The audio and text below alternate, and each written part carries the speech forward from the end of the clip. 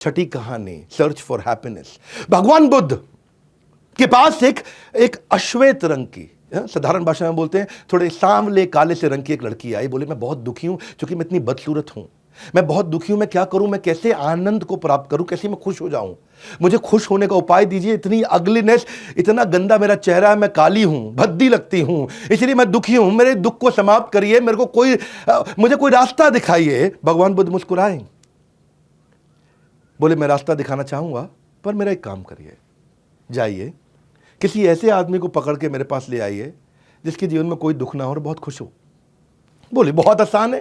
हाँ, बोले कैसे आसान? मैं अपने किसान जिसके यहां काम करती हूं उसके पास जाती हूं, क्योंकि काम मैं करती हूं और कमाता वो है।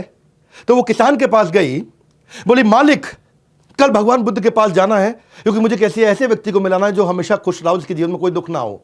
तो मालिक कल आप मेरे साथ चलिए। तो किसान ने बोला कि भाई मैं तो खुद ही बहुत दुखी हूं, मैं कैसे चलूंगा, मैं आपको डिसअपॉइंट नहीं करना चाहता। बोले मालिक आपके पास तो जमीन है, पैसा है, खाना है, आप कैसे खुद दुखी हैं?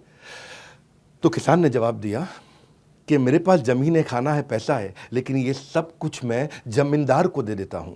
जमींदार मुझसे ले जाता है, उसको किसानी करनी भी नहीं पड़ती, उसको खेती करनी भी नहीं पड़ती और वो कमा लेता है। वो हमसे ज्यादा कमाता, हमसे ज्यादा सुखी है, हम तो उसी के लिए काम कर रहे हैं।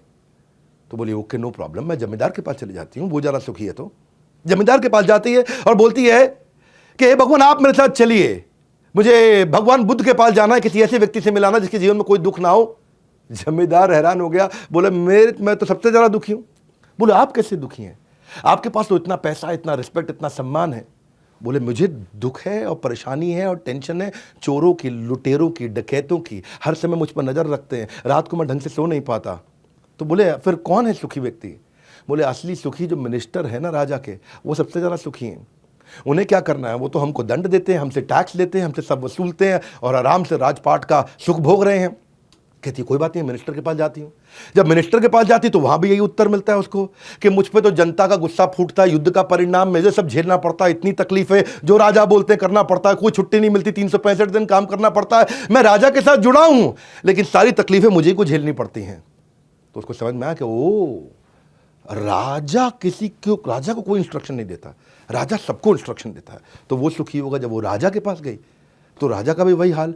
राजा बोला नहीं नहीं मैं तो बहुत परेशान हूं। बोले तुम क्यों परेशान हो? बोले मेरे दुश्मन मेरे ही घर में रहते हैं, कब कौन मुझे मार दे पता नहीं, ना मैं सो पाता हूं ना पीस ऑफ माइंड है। हाँ?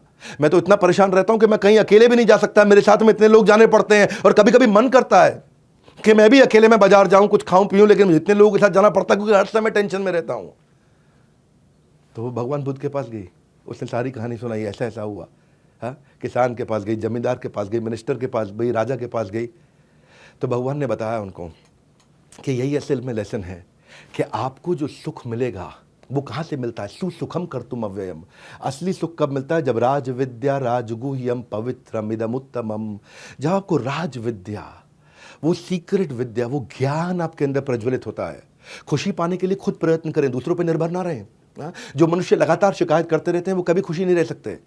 तो पवित्रमिदम उत्तमम सुसुखम कर्तुम अव्ययम, कि इतना सुख जो कभी समाप्त नहीं होगा।